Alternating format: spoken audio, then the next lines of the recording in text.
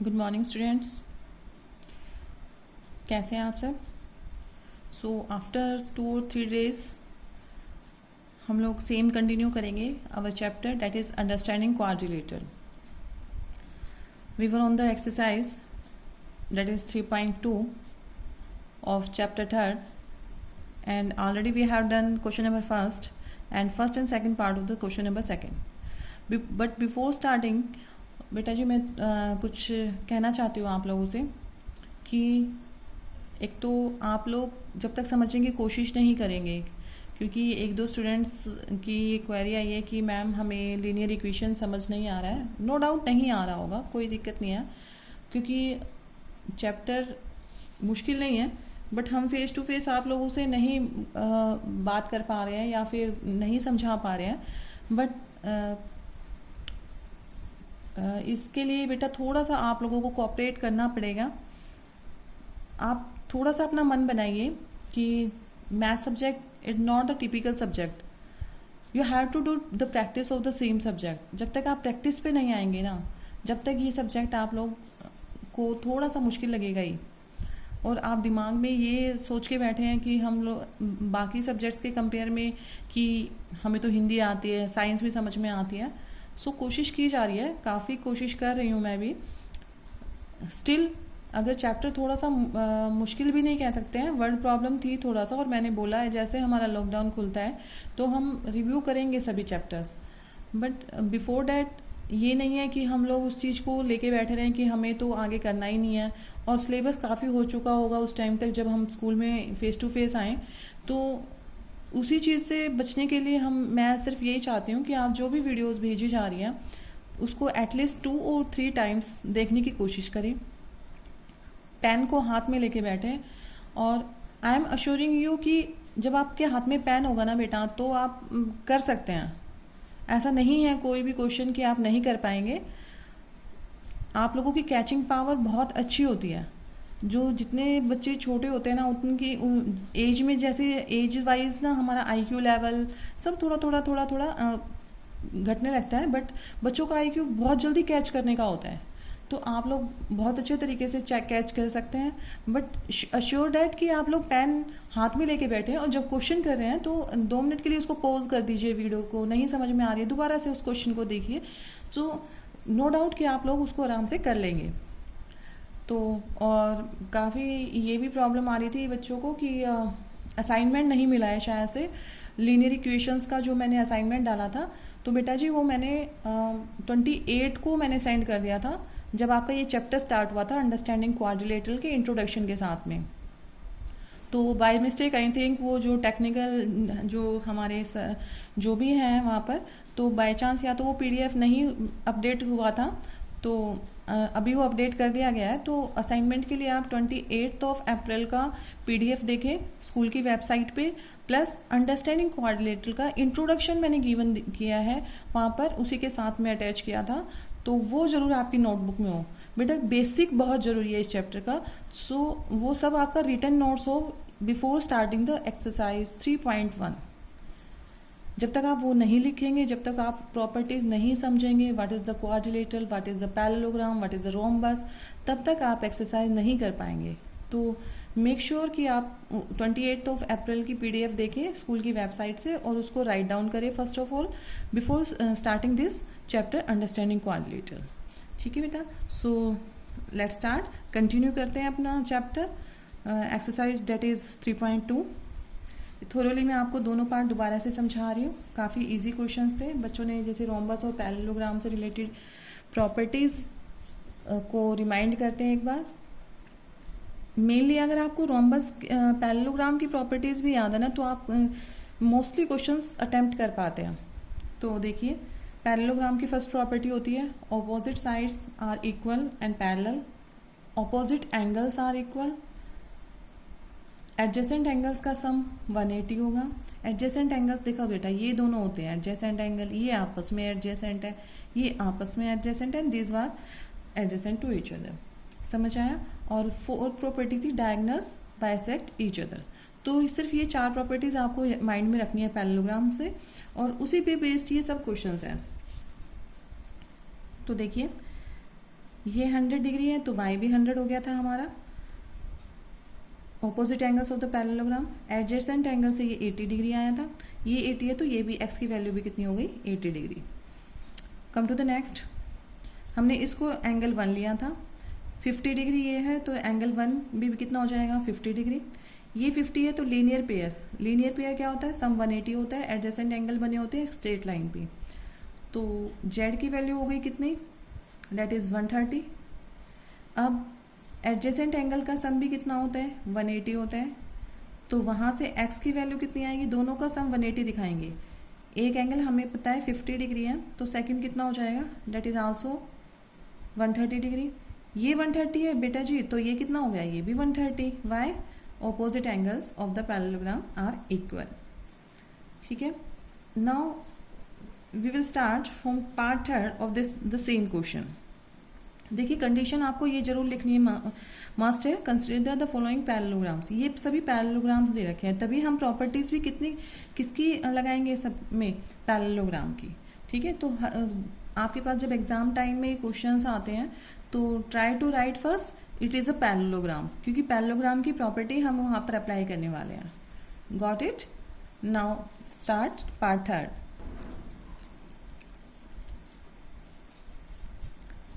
Again I am writing that given figure,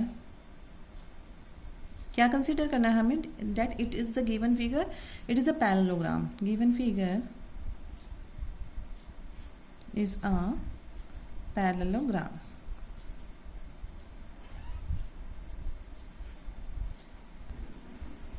अब देखिए बेटा थोड़ा सा समझिए, अगर ये पैरेललोग्राम है तो ये 90, ये जो साइन है वो किसका है 90 डिग्री का है, it means we can write it in 90।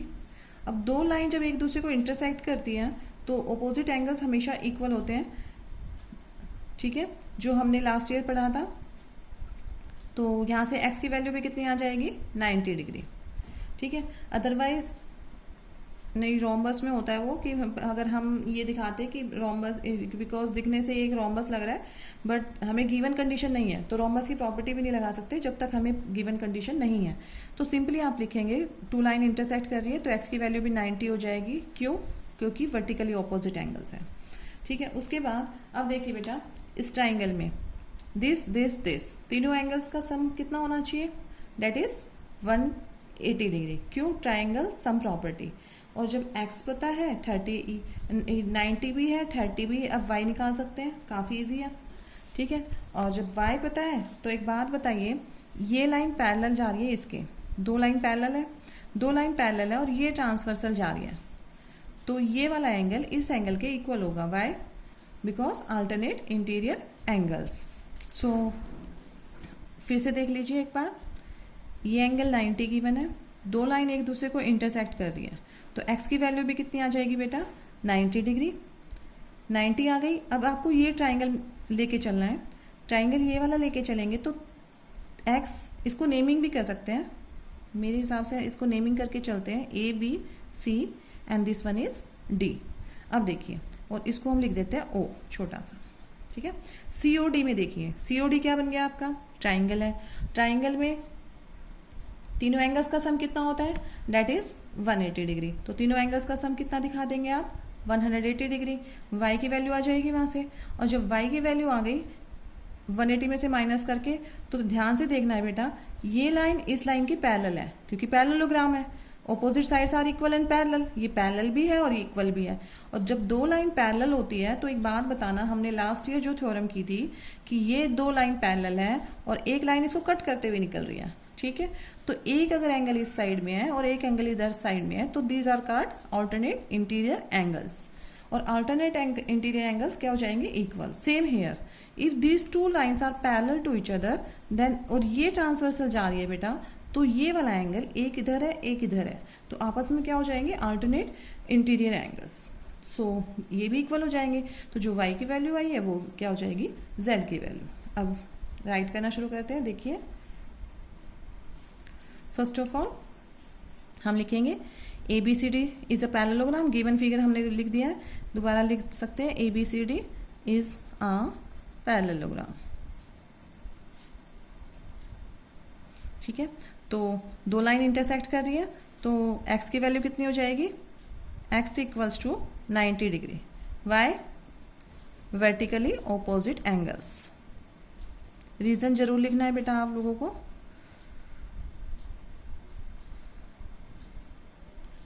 बच्चे एक दो पेरेंट्स नहीं, स्टूडेंट्स ने बोला भी है कि थोड़ा सा फास्ट पढ़ाया जा रहा है, बट मुझे लगता नहीं है कि मैं काफ़ी स्लो एक क्वेश्चन को भी 2-3 बार मैं एक्सप्लेन करके चलना चाहती हूँ, क्योंकि मुझे पता है आप लोगों के लिए नया कंसेप्ट है, और सबसे बड़ी बात है हम लोग फेस टू फेस नहीं है।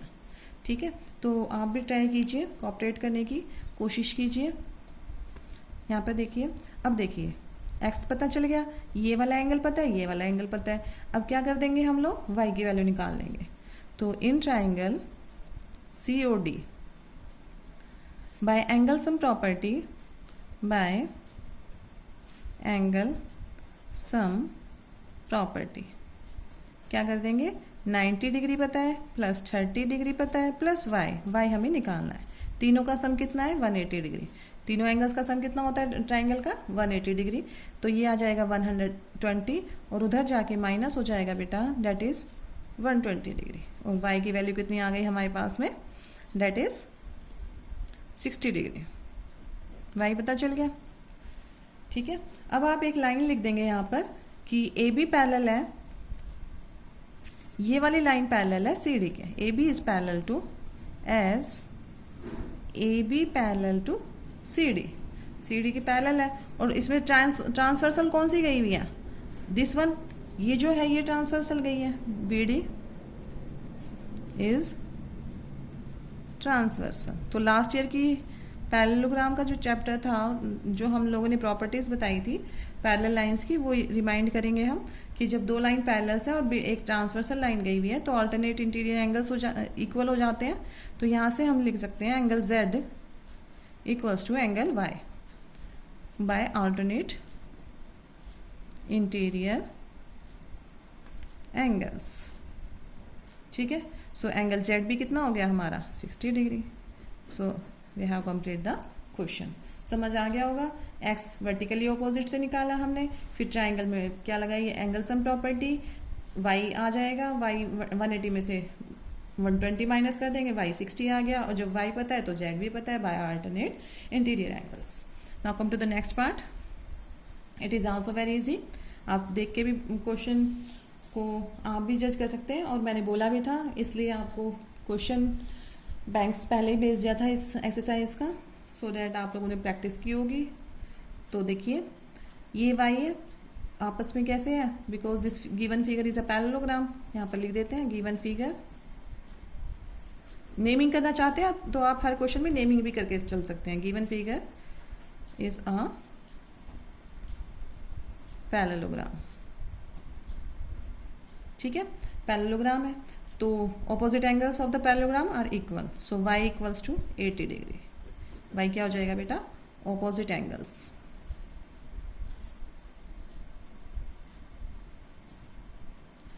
फर्स्ट एंगल आ गया हमारा।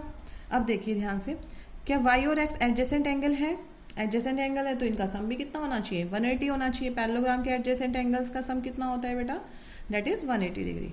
सो हम लिख सकते हैं x plus y equals to 180 degree adjacent angles of the parallelogram, adjacent angles of the parallelogram।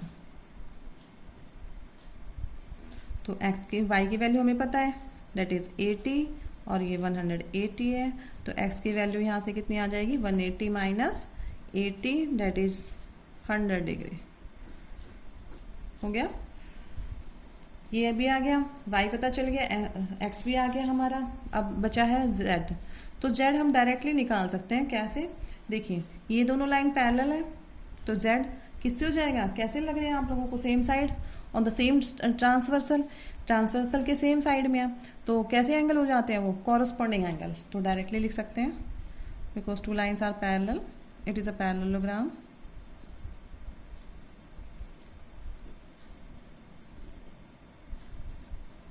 यहाँ पर आप लिख भी सकते हैं इसको, एंगल को मैं A B C D, ताकि आप लोगों को ढंग से समझ में आ जाए। AB is parallel to CD, AB is parallel to CD, so angle Z equals to 80 degree. Why? Corresponding angles. ये भी हम लास्ट ईयर पढ़े थे, जैसे कि दो पैरेलल लाइंस होती है, corresponding angles.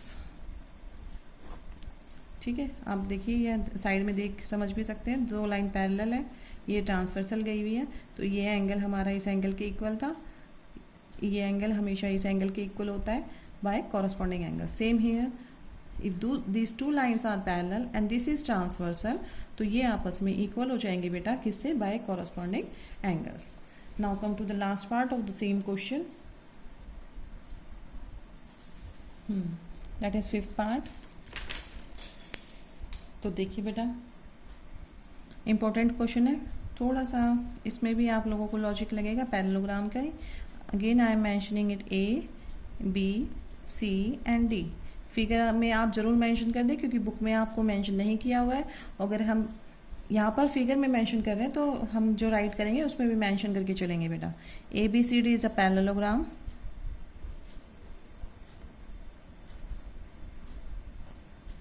A B C D is a parallelogram. ठीक है, तो y क्या हो जाएगा?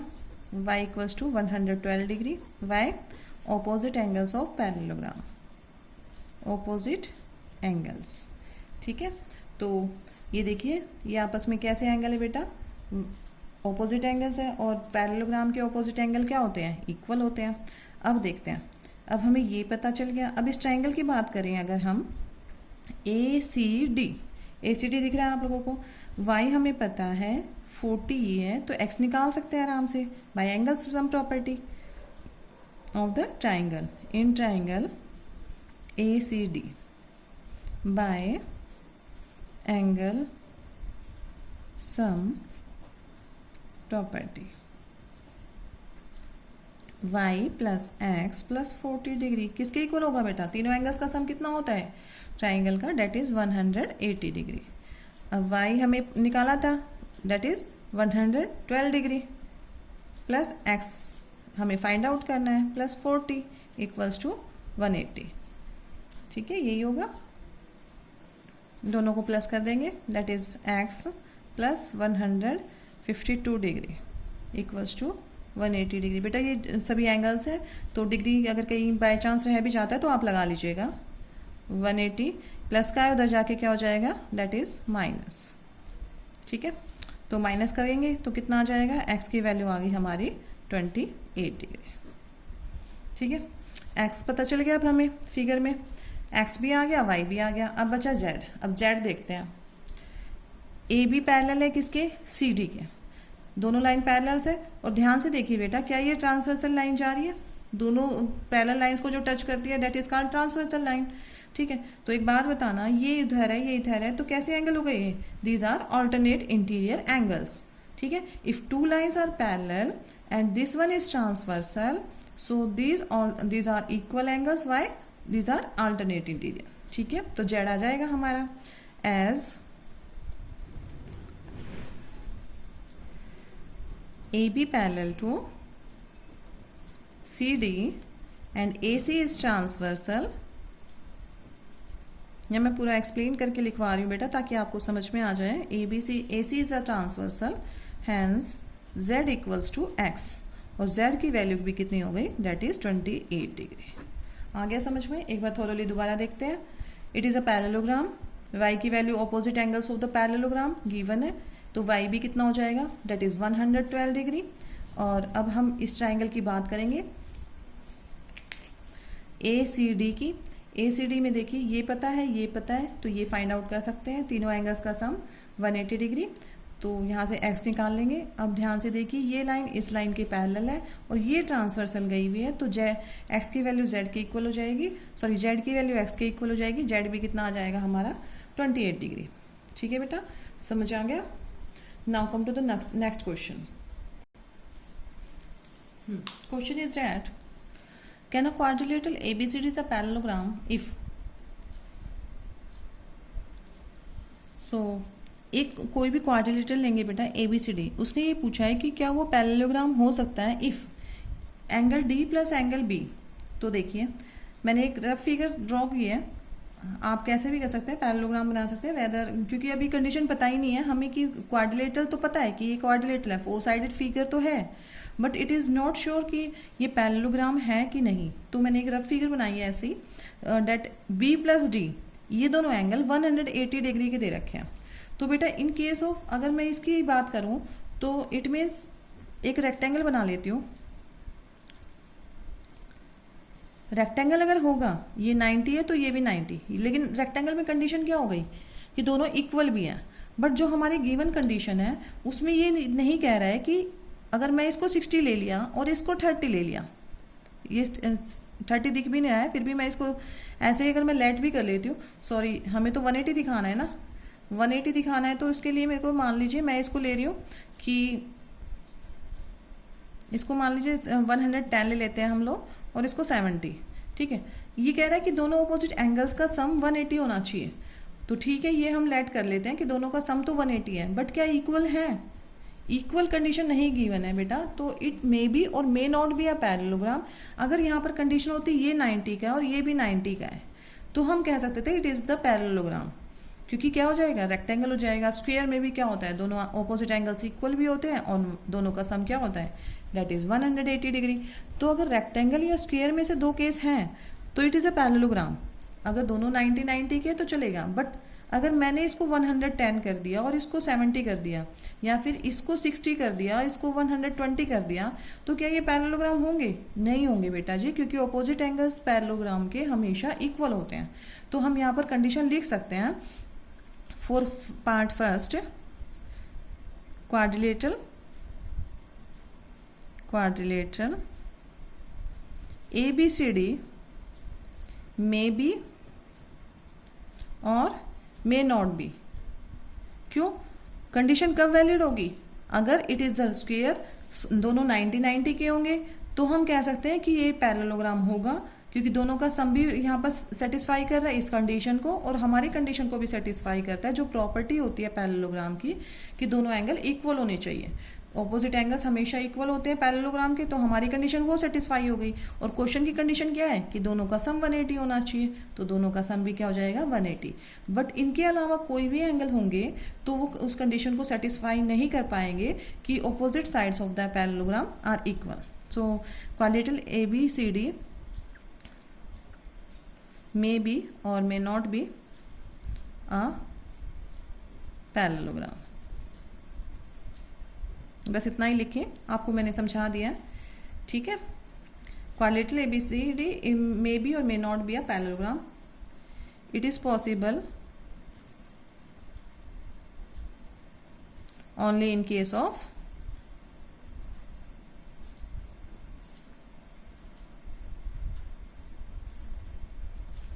it is a rectangle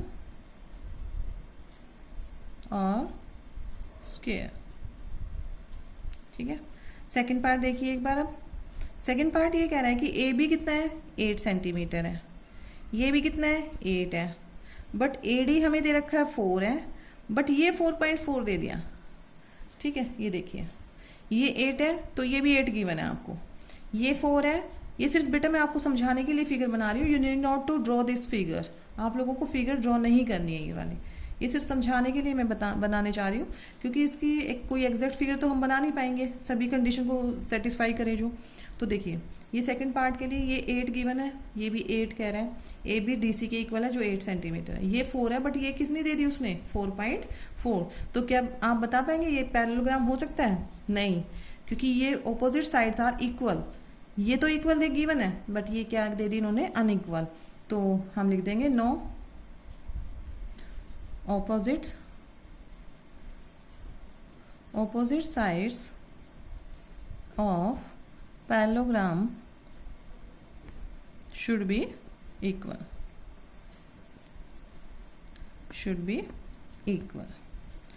और थर्ड पार्ट का आंसर क्या हो जाएगा? थर्ड पार्ट देखिए, एंगल ये A दे रखा है 70 डिग्री और C दे रखा है 65 डिग्री। तो क्या ये आपस में, क्या ये पैरेललोग्राम हो सकता है बेटा? 70 65, और पैरेललोग्राम की कंडीशन तो क्या होगी अगर सेटिस्फाई करेगा तो, कि opposite angle should be equal. तो ये आप बनाएंगे नहीं, इट इज़ आपको समझाने के लिए था रफ फिगर। तो यहाँ पर आप लिख देंगे no opposite angles of parallelogram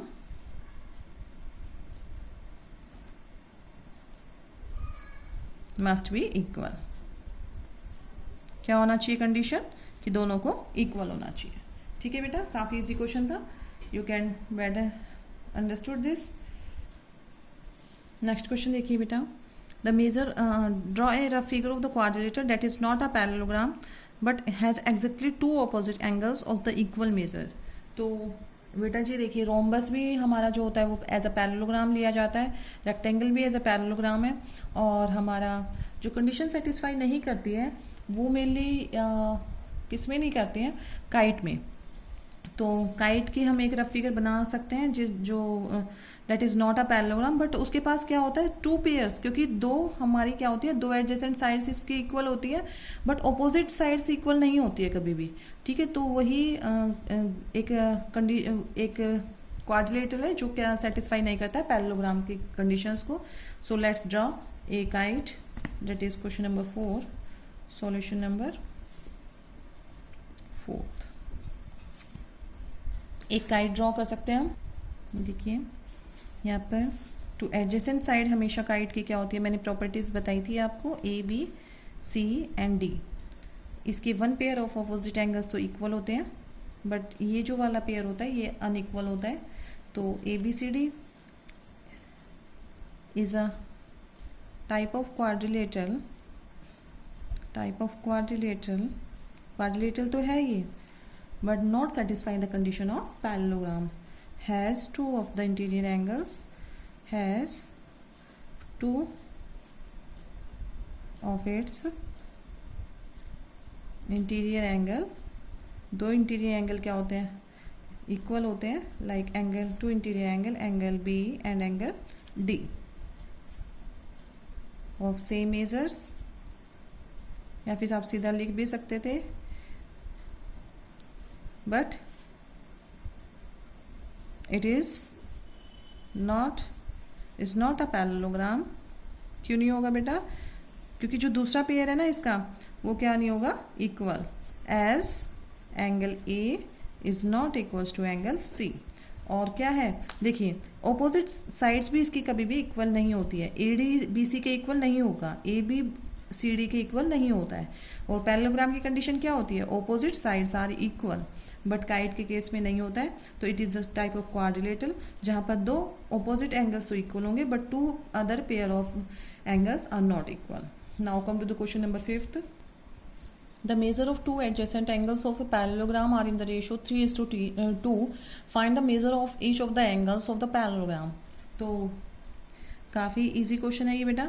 adjacent angles का सम कितना होना चाहिए हमेशा, काफ़ी बार बता चुकी हूँ properties. It is one of the property of the parallelogram that is adjacent angles always adds to और सम्स टू 180 डिग्री। तो आपको रेशो के टर्म्स में क्वेश्चन गिवन है, तो हम क्या करते हैं, जब रेशो गिवन होता है बेटा उसको लेट कर लेते हैं उसी के टर्म्स में। Let the two angles of the parallelogram, the two adjacent angles of parallelogram are ratio is 3:2। सो क्या लेट करेंगे बेटा, 3x and 2x, ये दोनों लेट कर लिए।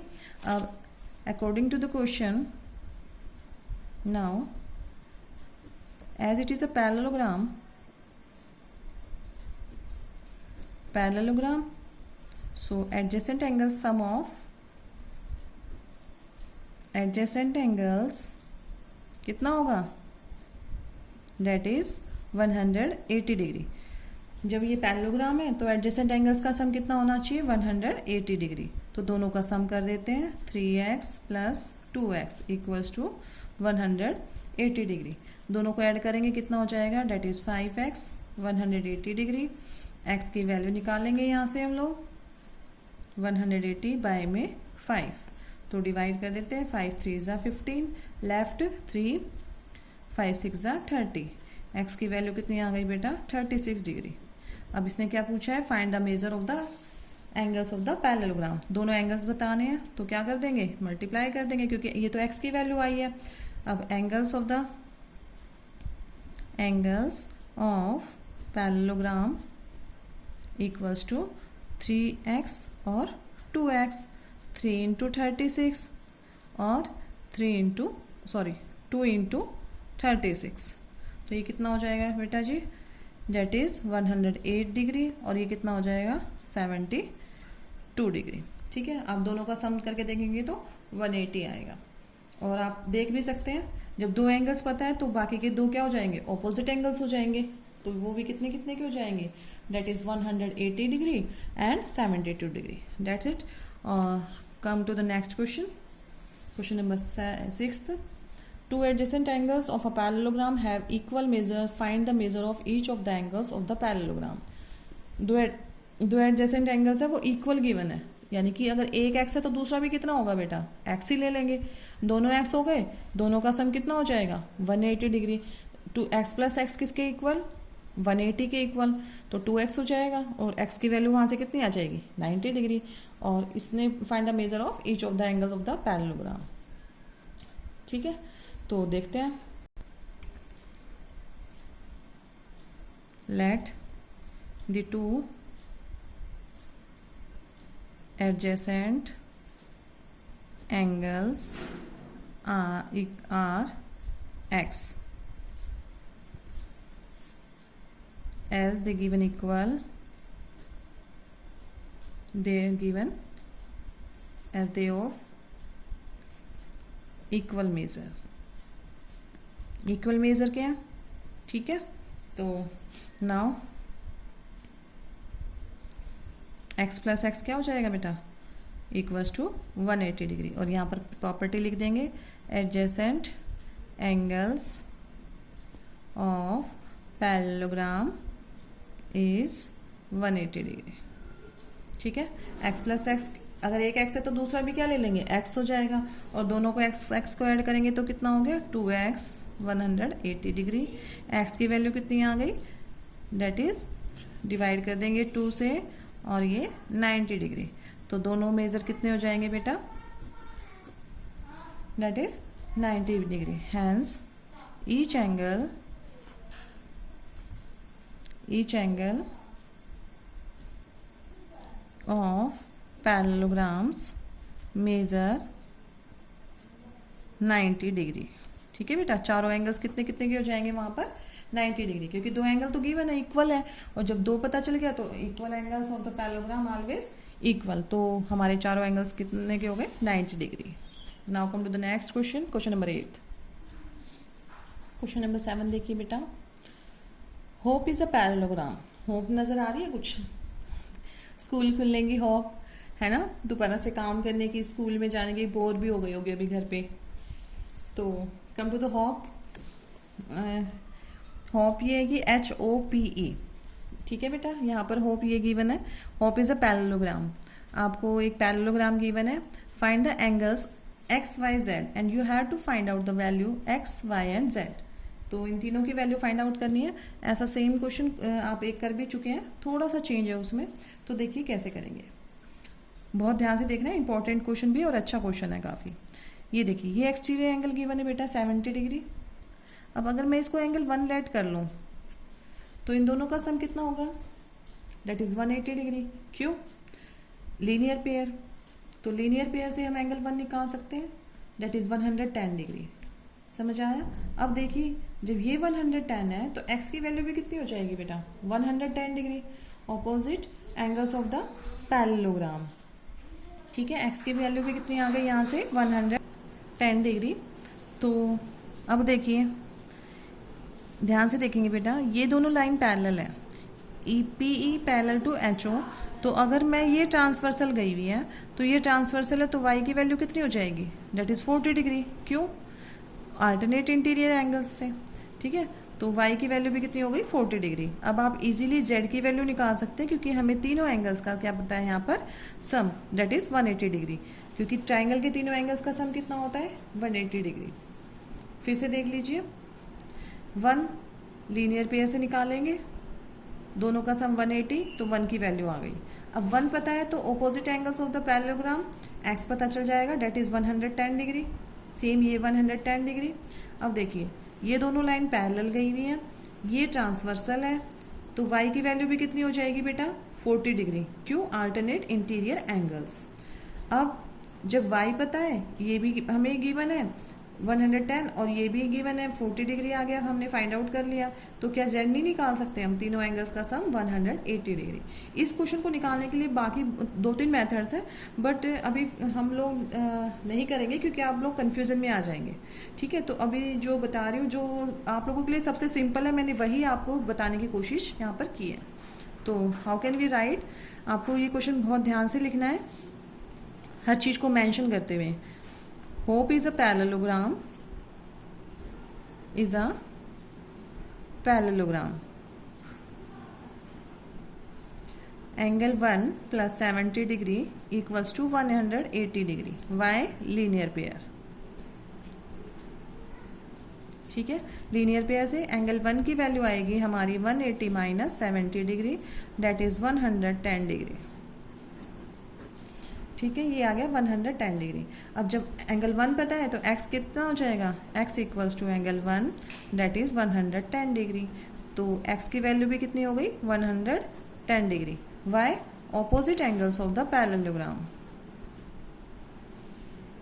ये एंगल का साइन बना के बेटा मैंने s लिखा है, एंगल्स ऑफ पैरेललोग्राम। ये शॉर्ट फॉर्म्स होती हैं, आप इनको थोड़ा माइंड में रखने की कोशिश करें। Opposite angles of the parallelogram.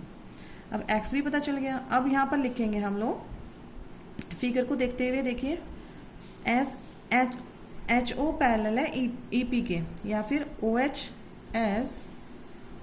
H parallel to P E given है, given, and H P is the transversal, H P is transversal. So angle y कितना हो जाएगा बेटा यहाँ से 40 डिग्री। y कितना हो गया हमारा 40 डिग्री। क्यों? यहाँ से देख सकते हैं आप, y equals to 40 degree. Alternate interior angles, alternate interior angles. ठीक है, तो y की वैल्यू भी आ गई। अब क्या करेंगे, in triangle H O P, in triangle HOP by angle sum property, by angle sum property क्या हो जाएगा, एंगल 1 प्लस y की वैल्यू आई थी 40 plus z equals to 180 degree. और एंगल 1 कितना था 110 plus 40 plus z equals to 180 degree, और दोनों का सम करेंगे तो कितना हो गया 150 प्लस z 180, और z की वैल्यू आ गई बेटा जी यहाँ से 80 minus 150 that is 30 degree. So we have find out the value of x equals to 110, y equals to 40 degree and z equals to 30 degree. All the angles like x, y, z we have find out। देखिए बेटा फिर दोबारा से समझ लीजिए, यह 70 है, ये 110 हो जाएगा, ये 110 है तो x की वैल्यू भी 110, दो लाइन पैरेलल है, ये ट्रांसवर्सल गई हुई है तो y की वैल्यू भी 40 डिग्री, सॉरी y की वैल्यू कितनी हो जाएगी 40 डिग्री बाय अल्टरनेट इंटीरियर। अब इस ट्राइंगल में प्रॉपर्टी लगा दीजिए, एंगल सम प्रॉपर्टी, तीनों एंगल्स का सम 180 होना चाहिए, ये दोनों हमें पता है, थर्ड वन निकाल लेंगे। ठीक है, now come to the question number 8। Question number 8 देखिए बेटा, the following figures guns and runs are the parallelograms, find x and y lengths are in centimetre. काफ़ी अच्छे क्वेश्चन है, ये भी सिंपल क्वेश्चन है, काफ़ी आप लोग इजीली समझ जाएंगे। देखिए गन्स एंड रन्स, दो पैरेललोग्राम गिवन है आपको। In the first figure you have given guns is a parallelogram, GUNS, guns is a parallelogram. So condition देखिए, आपको खुद से देखना है कि यहाँ पर एंगल गिवन है कि साइड गिवन है। ऑब्वियसली साइड गिवन है तो साइड की प्रॉपर्टी लगा देंगे। ठीक है बेटा, जब आपको ना फिगर को देख के खुद से एज्यूम करना है कि कौन सी कंडीशन हम लगाएं, कौन सी प्रॉपर्टी हमें पैरेललोग्राम की यूज़ करनी है। ठीक है, तो यहाँ पे क्या दिख रहा है आप लोगों को, आपको साइड्स गिवन है, लेंथ्स गिवन है, ये 26 है, ये 18 है, ये 3y माइनस 1 है और ये 3x है। तो हम प्रॉपर्टी भी कौन सी यूज़ करेंगे, opposite sides of the parallelogram are equal. तो अगर मैं इन दोनों को इक्वल रख देती हूँ, 3x को 18 के इक्वल रखूंगी क्योंकि ये तो इक्वल होनी चाहिए, पैरेललोग्राम की ऑपोजिट साइड्स हैं क्योंकि, ठीक है। जब इक्वल रखेंगे तो x की वैल्यू फाइंड आउट कर लेंगे। ऐसे इन दोनों को इक्वल रख दीजिए, जब ये दोनों इक्वल आएंगे तो यहाँ से y की वैल्यू आ जाएगी, ठीक है। अब इस क्वेश्चन में देखिए, इसमें क्या आपको ऑपोजिट साइड्स गिवन है, नहीं। क्या गिवन है बेटा जी, आपको डायगोनल्स गिवन है। तो हम डायगोनल्स की प्रॉपर्टी लगाएंगे। क्या होती है डायगोनल्स की property, diagonals bisect each other, और बाइसेक्ट का मतलब कि एक दूसरे को टू इक्वल हाफ में कट करते हैं। टू इक्वल हाफ में कट करेंगे तो ये जो पोर्शन है, ये हाफ पोर्शन इस पोर्शन के इक्वल हो जाएगा, ये वाला जो पोर्शन है ये इस पोर्शन के इक्वल हो जाएगा। दोबारा से ये पार्ट हम इसके इक्वल रख देंगे 20 के, और सेम x प्लस वाई को इसके इक्वल रख देंगे। So we can easily find out the value of x and y. Now let's see. First of all we will write first part. GUNS is a parallelogram. GUNS is a parallelogram. So opposite sides are equal. जो आपको condition होती है बेटा उसी को assume करके तभी आप अपनी प्रॉपर्टीज का यूज करें। ऑपोजिट साइड्स आर इक्वल, यहाँ पर ऑपोजिट साइड्स क्योंकि साइड्स गिवन है हमें in terms of x and y. So G S equals to, या फिर एस जी लिख दीजिए, एस जी किसके इक्वल होना चाहिए, एन यू के इक्वल होना चाहिए, और जी यू को किसके इक्वल होना चाहिए, एस एन के इक्वल होना चाहिए। तो रख देते हैं इक्वल। 3x किसके इक्वल बेटा, ये अगर नहीं भी लिखते हैं तो कोई बड़ा इशू नहीं है, आप डायरेक्ट लिखिए 3x को किसके इक्वल होना चाहिए, 18 के। 3x 18 के इक्वल होगा और x की वैल्यू यहाँ से क्या आ जाएगी, 3 मल्टीप्लाई में यहाँ पर डिवाइड और ये आ गया x। सो 2 मिनट में हमारा क्वेश्चन आ जाएगा। x की वैल्यू कितनी आ गई, 6 सेंटीमीटर, क्योंकि हमें आंसर सेंटीमीटर में चाहिए तो सेंटीमीटर में लिखा है। सेम यहाँ पर 3y माइनस वाई 1 को किसके इक्वल रख देंगे, 26 के। Opposite sides of the parallelogram 3y minus 1 equals to 26। y की वैल्यू निकालिए, ये माइनस का 1 है, उधर जाके प्लस का 1, डेट इज 27। और y निकालना है हमें, तो y की वैल्यू कितनी हो जाएगी, 27/3 और that is 9। So we got the value of y that is 9 centimetre. ठीक है बेटा, डायरेक्ट आप क्या कर सकते हो, ऑपोजिट साइड्स, बस आपको एक ही लाइन लिखनी है, GUNS guns is a parallelogram, opposite sides of the parallelogram equal है तो ये पार्ट इस पार्ट के इक्वल, ये पार्ट इस पार्ट के equal, opposite lengths of the parallelogram given, और जब इक्वल रखेंगे तो you can easily find out the value of x and y. Now come to the next one, that is runs. Second part solution. Runs is a parallelogram.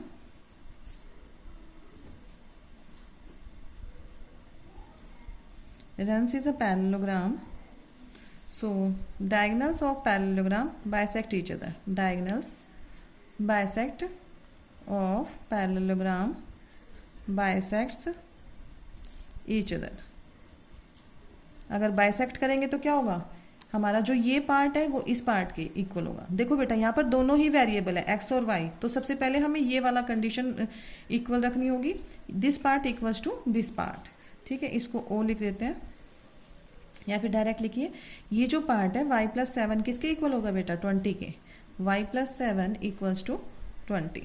अब यहाँ से y की value निकाल दीजिए, 20 माइनस 7, y की value आ गई 13 centimetre.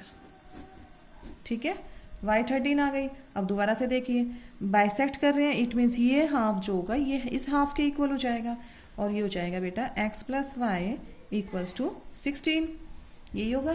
तो y की वैल्यू रख देते हैं, x plus 13 equals to 16, x equals to 16 minus 13, तो x की वैल्यू हो गई हमारे पास डेट इज 3 सेंटीमीटर। ठीक है बेटा, सो it is overall your question number 8. We have left I think question number 9th and question number 10th. These two questions we will do in our next class. So students, at last I want to say only this कि आप लोग ज़्यादा से ज़्यादा practice करें same questions की। काफ़ी easy questions है, जैसे ये भी था डायगोनल बाइसेक्ट कर रहे हैं तो पहले इस पार्ट को इक्वल दिखाना बेटा इस वाले पार्ट के हाफ के, ये हाफ इस हाफ के इक्वल होगा। क्यों? क्योंकि यहाँ पर एक वेरिएबल है, एक वेरिएबल की वैल्यू फाइंड आउट कर ली वाई की, तो वाई पता है तो इसमें पुट कर देंगे क्योंकि दोनों वेरिएबल है यहाँ पर, तो इससे तो निकालेंगे नहीं, फर्स्ट इससे निकाल लो, वाई की वैल्यू आ जाएगी डेट इज 13, और जब y पता है तो x की वैल्यू फाइंड आउट हो जाएगी यहाँ से, डेट इज 3 सेंटीमीटर। तो आप लोग कोशिश करें, वीडियोस नहीं समझ में आती है फिर रिक्वेस्ट कर रही हूँ 2 से 3 टाइम्स देखो, डाउनलोड करो। और आपका जो पीडीएफ का जो डायरेक्ट लिंक है बेटा, मैं आपकी पीडीएफ में अभी राइट करके दे रही हूँ, आप वहाँ से क्लिक करके डायरेक्ट भी जा सकते हैं, ठीक है। और that's it for today. Please try to throw out the properties of all the quadrilateral। 28 अप्रैल में आपकी PDF जो है वो प्रॉपर्टीज मस्ट है आप लोगों को लिखनी है। जो टेबल दी हुई है क्लासिफिकेशन ऑफ पॉलीगन्स वो भी आपको बनाना है, असाइनमेंट करने की कोशिश करें, ठीक है बेटा। Thank you, bye bye, take care.